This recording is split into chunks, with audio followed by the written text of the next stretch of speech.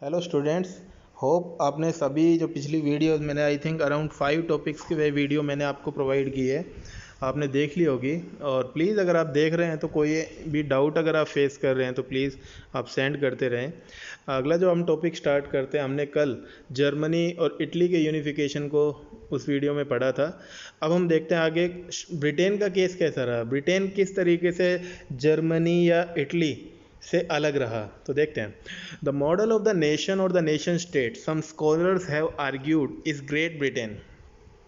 कुछ एक जो स्कॉलर्स हैं उन्होंने तर्क दिया, आर्ग्यूमेंट किया है कि नेशन या नेशन स्टेट का जो मॉडल है ये रियल में ग्रेट ब्रिटेन जो है उसकी देन है।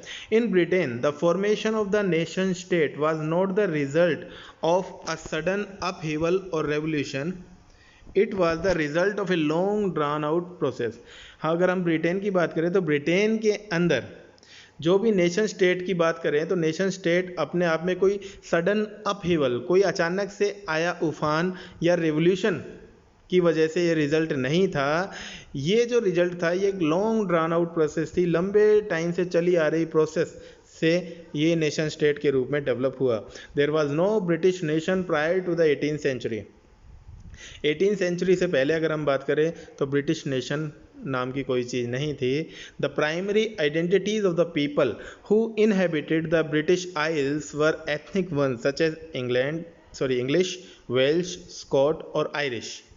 जो प्राइमरी आइडेंटिटीज़ थी लोगों की, तो वो जो ब्रिटिश आइल्स बोले तो ग्रुप ऑफ आइलैंड्स, तो अलग अलग आइलैंड्स में जो ब्रिटिश लोग रह रहे थे तो वो उनकी एथनिक मीन जिस एथनिसिटी से वो बिलोंग कर रहे थे उससे उनकी आइडेंटिटी को पहचाना जाता था। लाइक इंग्लिश, वेल्श, जो स्कॉटिश स्कॉटलैंड की तरफ, या जो आयरलैंड की तरफ आयरिश, अलग अलग इनको एथनिसिटी के तौर पर जाना जाता था। All of these ethnic groups had their own culture and political traditions. और सभी जो एथनिक ग्रुप्स थे इनके अपने खुद के कल्चरल और पॉलिटिकल ट्रेडिशंस थे। But as the English nation steadily grew in wealth, importance and power, it was able to extend its influence over the other nations of the island. लेकिन आप जैसा बेटा एक प्रैक्टिकली अगर हम बात करें, आजकल आप देख रहे हो चाइना समवट हमसे कुछ ज़्यादा पावरफुल हो रहा है इकोनॉमी के मामले में भी, आर्मी के मामले में भी। तो वो क्या हो है कि आसपास के जो, चाहे वो इंडिया में लद्दाख की तरफ है या हांगकांग को डरा रहा है अपना, या फिर हम तिब्बत रीजन में उसका देख रहे हैं, उधर जापान तक अपना एक्सटेंड कर रहा है। तो जब आदमी पावरफुल होता है तो अपने आस पड़ोस में इधर उधर हरकत करने लगता है। सेम कंडीशन आप यहाँ भी देखेंगे। तो जैसे जैसे इंग्लिश नेशन धीरे धीरे वेल्थ, इंपॉर्टेंस और पावर में ग्रो करता गया, अब इसने अपने आसपास आइलैंड के जो नेशंस थे उनके ऊपर इन्फ्लुएंस बढ़ाना शुरू कर दिया। English parliament which had seized power from the monarchy in 1688 at the end of a protracted conflict was the instrument through which a nation state with England at its centre came to be forged. और English parliament जिसने monarchy से power को कब्जे में लिया, seize किया 1688 के अंदर, जब एक प्रोट्रैक्टेड कॉन्फ्लिक्ट, एक पहले से इस पार्लियामेंट ने एक अपना सोचा समझा एक रणनीति के तहत एक कॉन्फ्लिक्ट करके पावर को छीना। और ये पार्लियामेंट इंस्ट्रूमेंट रही जिसके जरिए नेशन स्टेट के तौर में इंग्लैंड सेंटर में रहा और फिर पूरी यूनिफिकेशन का काम फोर्स किया गया। द एक्ट ऑफ यूनियन, याद रखना बेटा 1707, 1707 के अंदर एक्ट ऑफ यूनियन हुआ, किसके बीच? इंग्लैंड और स्कॉटलैंड के बीच। और इसकी वजह से रिजल्ट के तौर पर United Kingdom of Great Britain की फॉर्मेशन हुई इन इफेक्ट के अंदर, that England was able to impose its influence on Scotland. और इस formation United Kingdom of Great Britain का जो फॉर्मेशन था, इसका जो इफेक्ट था वो था कि अब इंग्लैंड स्कॉटलैंड के ऊपर अपने इन्फ्लुएंस को इम्पोज, ज़बरदस्ती थोप सकता था, क्योंकि इंग्लैंड सेंट्रल पावर बन गया था। The British parliament was henceforth dominated by its English member. और जो ब्रिटिश पार्लियामेंट थी उसमें पहले से ही इंग्लिश जो मेंबर्स थी उनकी डोमिनेशन थी। The growth of a British identity meant that Scotland's distinctive culture and political institutions were systematically suppressed.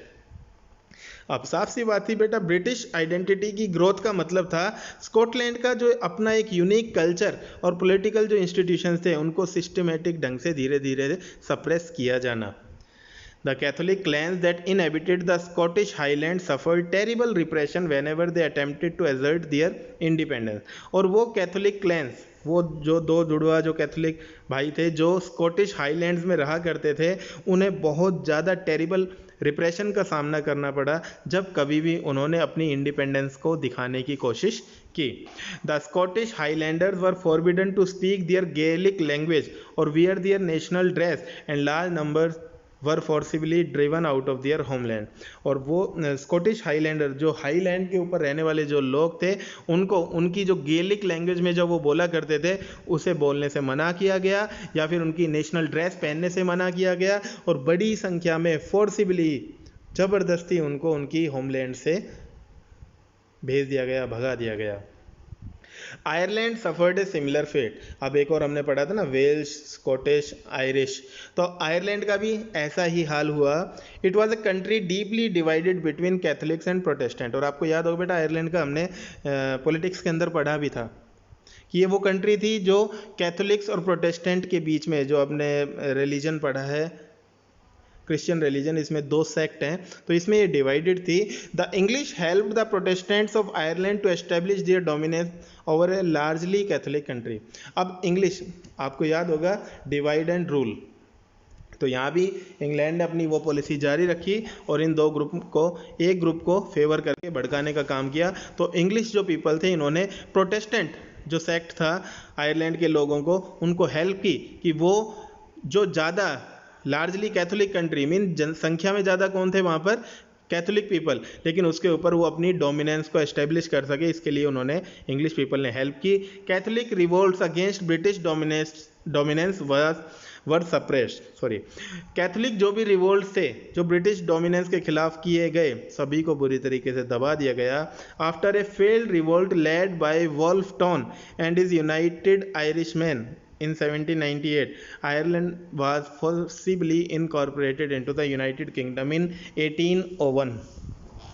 और एक फेल्ड जो रिवोल्ट रहा, एक असफल विद्रोह जिसको लीड किया था वोल्फटॉन ने और उसके यूनाइटेड जो आयरिश मैन थे 1798 में, तो जब ये फेलियर हुआ तो अब आयरलैंड को भी ज़बरदस्ती यूनाइटेड किंगडम में शामिल कर लिया गया। कब? 1801 में, 1801 के अंदर। A new British nation was forced through the propagation of A dominant English culture. और इस तरीके से एक नया ब्रिटिश नेशन जो था अब वो बनकर उभरा और इसके अंदर सिर्फ और सिर्फ इंग्लिश जो कल्चर, डोमिनेंट जो इंग्लिश कल्चर था उसका ही प्रोपेगेट, उसी का ही प्रचार किया गया। The symbols of the new Britain, the British flag, Union Jack, the national anthem, God Save Our Noble King, the English language were actively promoted and the older nation survived only as subordinate partners in this union। और नए Britain के जो symbols है, चाहे वो British flag, Union Jack, national anthem, याद रखें God save our noble king Britain का, और इंग्लिश लैंग्वेज, इन्हें एक्टिवली प्रमोट किया गया। और पुराने जो भी नेशंस जो शामिल किए गए थे वो सिर्फ इसलिए सर्वाइव कर पाए क्योंकि उन्होंने इस यूनियन में अपने आप को सबऑर्डिनेट, अपने आप को निचले दर्जे का पार्टनर मान लिया था। एक आपके लिए बेटा होमवर्क दूंगा गैरीबाल्डी के बारे में। आप देखना, एक लाइन कही गई थी, तो आप गैरीबाल्डी के बारे में थोड़ा सा पढ़ेंगे। रेड शर्ट के नाम से आर्मी को जाना जाता था और the expedition of 1000 to south वाला एक लाइन थी, तो थोड़ा सा आप इसके ऊपर मैं आपको कह रहा हूँ एक वर्कआउट करना प्लीज़। आगे देखते हैं विजुलाइजिंग द नेशन। अब अगर हम बात करें नेशन को विजुलाइज कैसे किया जा सकता था, तो आप देखेंगे कि भारत माता की जय आप लोग नारा भी लगाते हैं, तो आप देखोगे फीमेल एलेगरी, हमने एक आज़ादी को फीमेल जो प्रतीकात्मक चित्र है उससे मापा था। आप देखेंगे मारियान, अब जर्मनी में जर्मेनिया मारियान, फ्रांस में हमारे यहाँ भारत माता। तो यहाँ विजुलाइज करना ज़रूरी था। हमने उसको, जैसे आप हिंदी में पढ़ते हैं रूपक अलंकार, तो वो वाला जो एक मेटाफर यहाँ पर देना बहुत ज़रूरी था। तो देखते हैं, while it is easy enough to represent a ruler through a portrait और a statue, how does one go about giving a face to a nation. कि जहाँ तक की बात करें कि हमारे लिए बड़ा आसान है किसी रूलर को उसके पोर्ट्रेट या उसके स्टैचू के जरिए रिप्रेजेंट करना, लेकिन हम एक नेशन को फेस कैसे दे सकते हैं? Artist in the 18th and 19th century found a way out by personifying a nation. और इसी तरीके से 18th और 19th सेंचुरी के अंदर जो आर्टिस्ट थे उन्होंने नेशन को पर्सोनिफाई करने का काम किया। In other words they represented a country as if it were a person, या दूसरे शब्दों में आप पर्सोनिफाई का मीनिंग यहाँ निकाल सकते हैं कि उन्होंने कंट्री को ऐसे रिप्रेजेंट करना शुरू किया मानो वो एक व्यक्ति, एक आदमी हो।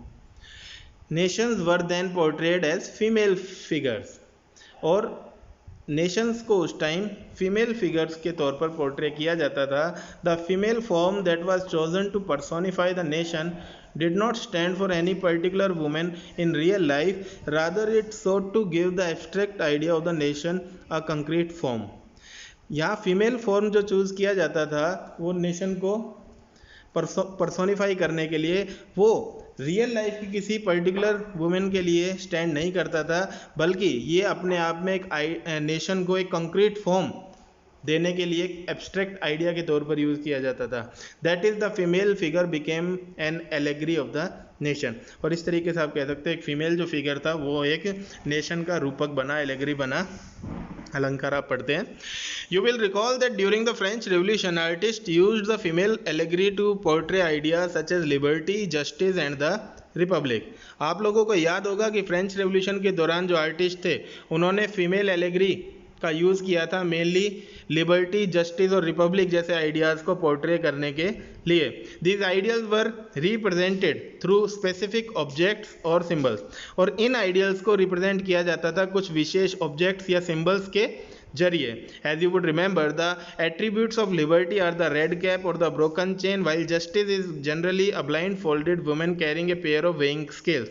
तो आपको याद होगा लास्ट ईयर आपने देखी थी फ्रेंच रेवोल्यूशन में जो रेड फिरगियन कैप थी, तो आपको याद होगा लिबर्टी को रेड कैप या ब्रोकन चेन के जरिए आपको रिजेंबल किया जाता था, जबकि जस्टिस आपको याद होगा हाथ में तराजू लिए हुए एक आँख पे पट्टी लगी हुई लेडी का जो पोर्ट्रे था वो दिखाया जाता था। Similar female allegories were invented by artist in the 19th century to represent the nation. तो इसी तरीके से सिमिलर जो फीमेल एलेगरीज थी उन्हें 19th सेंचुरी के आर्टिस्ट के द्वारा इन्वेंट किया गया नेशन को रिप्रेजेंट करने के लिए। In France she was Christine Marianne, a popular Christian name which underline the idea of a people's nation. France के अंदर जो फीमेल एलेगरी थी उसको नाम दिया गया मारियान, जो एक पॉपुलर क्रिश्चियन नेम था, और इससे लोगों का जो नेशन का आइडिया था उसको अंडरलाइन किया गया। Her characteristics were drawn from those of liberty and the republic, the red cap, the tricolour, the cockade. और उसकी जो कैरेक्टरिस्टिक्स यहाँ पर दिखाई गई वो लिबर्टी और रिपब्लिक वाले फीचर से दिखाई गई, जिनमें रेड कैप, ट्राई कलर और कॉकेड जो कलंगी होती है सिर के ऊपर। अभी स्टैचू में आएंगे, मैं दिखाता हूँ। Statues of Marianne were erected in public squares to remind the public of the national symbol of unity and to persuade them to identify with it. Marianne के जो स्टैच्यूज थे उन्हें पब्लिक स्क्वायर, जो पब्लिक चौराहे थे, वहाँ खड़ा किया गया ताकि लोगों को यूनिटी के नेशनल सिंबल लगातार उन्हें रिमाइंड कराए जा सके, और साथ ही साथ उन्हें परसुएड मनाया जा सके ताकि वो आइडेंटिफाई इन्हें या इनके साथ अपने आप को आइडेंटिफाई कर सकें। Marianne images were marked on coins and stamps also. Marianne की जो इमेजेस थी उन्हें कॉइन, सिक्के और स्टाम्प के ऊपर भी मार्क किया गया। Similarly Germania became the allegory of the German nation. और इसी तरह जर्मेनिया नाम की जो लेडी फिगर था वो जर्मन नेशन का एलेगरी बना। In visual representation Germania wears a crown of oak leaves as the German oak stands for heroism. और विजुअल रिप्रेजेंटेशन की बात करें तो Germania crown of oak leaves, जो ओक पेड़ के जो पत्ते हैं उनका क्राउन पहनती है, क्योंकि जर्मन जो ओक ट्री है वो हीरोइज्म, वो वीरता के लिए रिप्रेजेंट करता है। आपको पिक्चर देखेंगे तो आपको आ जाएगा। कुछ एक ये वर्ड दिए हैं बेटा, ये आप देख सकते हैं। लाइक ब्रोकन चेन का मीन है फ्री होना। ब्रेस्ट प्लेट विद ईगल, ये जर्मन एम्पायर का सिंबल रहा था, स्ट्रेंथ, जो आप देखेंगे। ये जो नीचे ये जो दो पक्षी आपको दिखा रखे हैं, जब हिटलर की जो आर्मी थी उस टाइम जो चलता था। Crown of oak leaves heroism का sword, readiness to fight, olive branch around the sword, willingness to make peace mean शांति के लिए, black red and gold colour ये बेटा जर्मनी का जो जर्मन स्टेट्स हैं, तो लिबरल नेशनलिस्ट जो फ्लैग 1848 में थे जिनको ड्यूक ने बैन कर दिया था लेकिन बाद में भी यही कलर चला। Rays of the rising sun है beginning of a new era. ये आपको अलग अलग पिक्चर दिखेंगी। Germany the fallen Germania mean जब जर्मनी की जो होप्स थी लिबरल होप्स को डाउन हो गए थे। या आप देखेंगे यहाँ Germania guarding the Rhine valley, तो यहाँ ये हीरोइज्म के तौर पर दिखाई हुई है। ऊपर आप देखेंगे ओक लीव का क्राउन पहना हुआ है। ऐसी आपको मारियान भी मिलेगी। ये जर्मेनिया आपको यहाँ दिखेगी, अलग अलग जर्मेनिया, ये अपने हाथ में स्वॉर्ड और झंडा लिए हुए है। This is Marianne on post stamp. And एक और जगह मारियान होनी चाहिए, नहीं है, नोट द इशू। अब आगे देखते हैं बेटा nationalism and imperialism. Nationalism and imperialism की बात करें तो राष्ट्रवाद और साम्राज्यवाद। इम्पीरियलिज्म बेटा वर्ड है, लाइक आप देखेंगे कि आपने पढ़ा होगा, सुना होगा कि ब्रिटिश एम्पायर का सूर्य कभी अस्त नहीं होता था, एक टाइम ऐसा आया था। मतलब जो इम्पीरियलिज्म थॉट थी कि ज़्यादा से ज़्यादा टेरिटोरियल एक्सपेंशन, ज़्यादा से ज़्यादा कंट्रीज़ को अपने अंडर करना, ये जो सोच है, और उनके रिसोर्सेज के ऊपर कब्जा करना, ये सोच है इम्पीरियलिज्म की। By the last quarter of the 19th century nationalism no longer retained its idealistic liberal democratic sentiment of the first half of the century but became a narrow creed with limited ends. 19th century के last quarter तक nationalism अब अपने जो idealistic liberal democratic sentiment जो लेकर ये चला था उसको रिटेन नहीं कर पाया। जो सेंचुरी के फर्स्ट हाफ में जो जिन आइडियल्स को लेकर चला था उनको वो आगे कैरी नहीं कर पाया, और बल्कि इस टाइम तक आते आते narrow creed with limited and, एक बहुत छोटी सोच वाला और लिमिटेड एंड वाली सोच बनकर ये रह गई। During this period nationalist group became increasingly intolerant of each other and ever ready to go to war. इस पीरियड के दौरान नेशनलिस्ट जो ग्रुप थे वो लगातार एक दूसरे के प्रति इंटॉलरेंट होते गए और कभी भी वो एक दूसरे से लड़ने को तैयार हो जाते। Major European power in turn manipulated the nationalist aspirations of the subject peoples in Europe to further their own imperialist aim. और मेजर जो यूरोपियन पावर्स थी उन्होंने इसका फ़ायदा उठाया, उन्होंने इन नेशनलिस्ट एस्पिरेशंस को मैनिपुलेट करना शुरू किया अपने सब्जेक्ट पीपल जो यूरोप में थे, और बाद में उन्होंने अपने खुद के जो इंपीरियलिस्ट एम थे उनको साधने का काम, उनको बढ़ाने का काम किया। The most serious source of nationalist tension in Europe after 1871 was the area called the Balkans. तो सबसे जो सीरियस नेशनलिस्ट टेंशन वाला सोर्स था यूरोप में 1871 के बाद वो थे बाल्कन के areas. The Balkan was a region geographical and ethnic variation comprising modern day Romania, Bulgaria, Albania, Greece, Macedonia, Croatia, Bosnia Herzegovina, Slovenia, Serbia and Montenegro, whose inhabitants were broadly known as the Slavs. तो बेटा जो Balkan जो था वो एक ऐसा reason था जो मेनली ज्योग्राफिकल और एथनिक वेरिएशन अपने अंदर लिए हुए था, और जिसमें आज के अगर हम बात करें आज के जो मॉडर्न जो कुछ नेशन है वो शामिल थे, like Romania, Bulgaria, Albania, Greece, Macedonia, Croatia, Bosnia Herzegovina, Slovenia, Serbia और मोंटेनेग्रो। ये सब रीजन मिलाकर बाल्कन रीजन बनते थे और इनके हैबिटेंट्स को ब्रॉडली स्लाव्स कहा जाता था। A large part of the Balkans was under the control of the Ottoman empire, और बाल्कन्स का एक बड़ा जो हिस्सा था वो ऑटोमन एम्पायर के कंट्रोल में था। The spread of the ideas of romantic nationalism in the Balkans together with the disintegration of the Ottoman empire made this region very explosive. और बाल्कन्स में रोमांटिक नेशनलिज्म के आइडियाज़ का जो spread हुआ और साथ ही साथ ऑटोमन एम्पायर का डिसइंटीग्रेशन, लगातार ऑटोमन एम्पायर का टूटना जो हुआ, ये दोनों जब एक साथ हुए तो इन चीज़ों ने इस रीजन को काफ़ी एक्सप्लोजिव बना दिया। All through the 19th century, the Ottoman Empire had sought to strengthen itself through modernization and internal reform, but with very little success. और पूरी 19th century Ottoman Empire ने अपनी स्थिति को और ज़्यादा स्ट्रेंथन मजबूत बनाने की काफ़ी कोशिश की। उसने मॉडर्नाइजेशन लेकर आया, इंटरनल रिफॉर्म्स किए सिस्टम में, लेकिन इन चीज़ों को बहुत कम सक्सेस मिली। One by one its European subject nationalities broke away from its control and declared independence. एक एक करके जो भी ये यूरोपियन सब्जेक्ट नेशनैलिटीज़ थी, ये एक एक करके इसके कंट्रोल से निकलते चले गए और अपने आप को इंडिपेंडेंट डिक्लेयर करते चले गए। The Balkan peoples based their claims for independence और political rights on nationality and used history to prove that they had once been independent but had subsequently been subjugated by foreign powers. Balkan people ने अपने जो claims थे independence के या political rights के, वो अपनी नेशनलिटी के अकॉर्डिंग बेस किए और उन्होंने हिस्ट्री का यूज़ किया और प्रूव किया कि वो कभी इंडिपेंडेंट हुआ करते थे, लेकिन धीरे धीरे ज़बरदस्ती उनको फॉरेन पावर्स ने अपने अंडर ले लिया था। Hence the rebellious nationalities in the Balkans thought of their struggles as attempts to win back their long lost independence.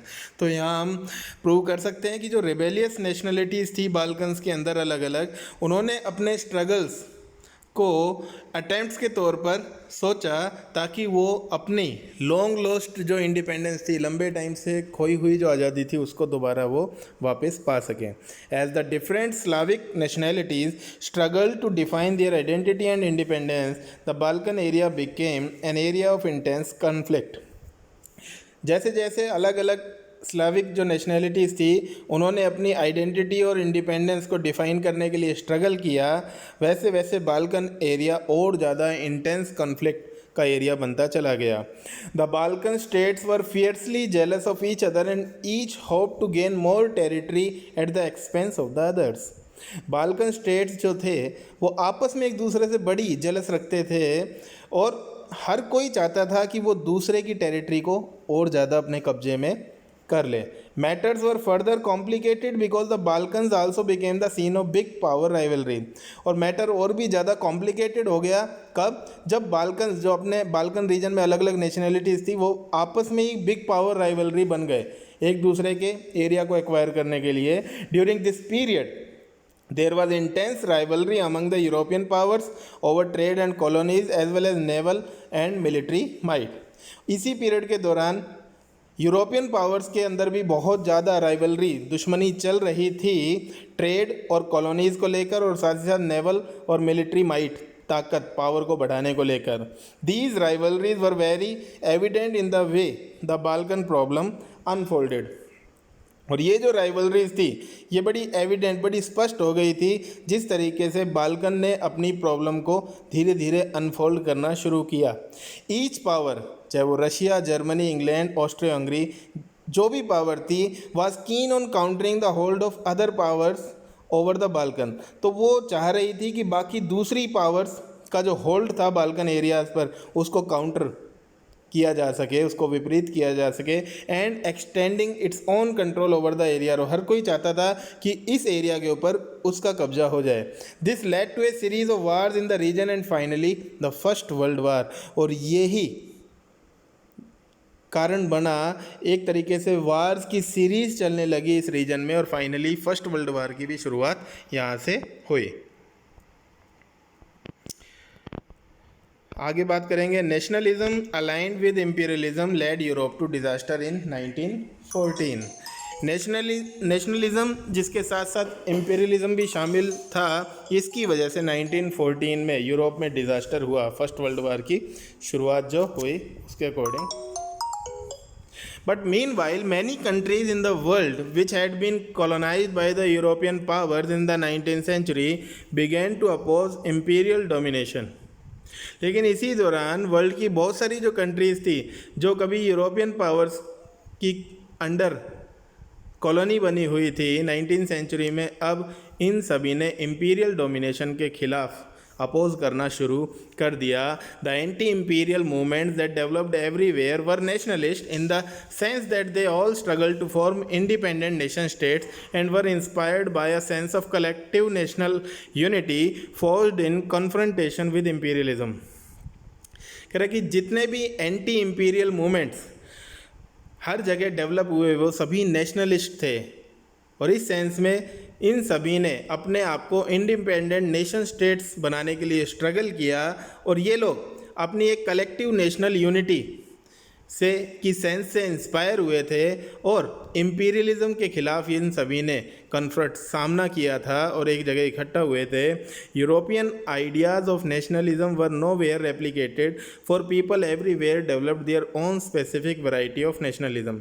और जो शुरुआत में हम देखते हैं ना फ्रेंच रेवोल्यूशन से कैसे आइडियाज़ से इंस्पायर हुए यूरोपियन और बाकी एशियन कंट्रीज़, तो लेकिन बाद में हम बात करें तो वो यूरोपियन आइडियाज़ जो नेशनलिज्म को लेकर स्टार्ट हुए थे उन्हें फिर बाद में और कहीं भी रेप्लिकेट उनको दोहराया नहीं गया। क्यों? क्योंकि हर जगह जो लोग थे उन्होंने अपने खुद की own specific variety of nationalism को डेवलप करने का काम किया। उन्होंने अपनी प्रॉब्लम और अपने सॉल्यूशन उन्होंने उनके अकॉर्डिंग निकाले। But the idea that society should be organized into nation states came to be accepted as natural and universal। लेकिन वो आइडिया जिससे सोसाइटीज़ को नेशन स्टेट्स के तौर पर ऑर्गेनाइज किया जाना चाहिए उसे हर जगह नेचुरल और यूनिवर्सल तौर पर एक्सेप्ट किया गया। बेटा दिस इज़ अवर चैप्टर। बाकी आप क्वेश्चन आंसर देखेंगे वो बाद की बात है, लेकिन आप हर लाइन से एक बार निकलें, हर पॉइंट पढ़ें, डेट्स पढ़ें, अलग अलग जो फिगर्स आए हैं लाइक जिसेपे मैसिनी आया है, कांट कैवूर आया है, गैरिबाल्डी आया है, या फिर आपके सामने ड्यूक मेटरनिख आया है। इन्होंने अपनी अपनी कोट्स भी कही हैं। किसी ने सीक्रेट सोसाइटी बनाया है, यंग इटली, कोई कार्बोनारी। तो आप इन सब चीज़ों को बेटा डिटेल में एक बार अच्छे से डीपली स्टडी करें, और जब आपको कोई डाउट हो तो प्लीज़ मुझसे बात करें। Thank you.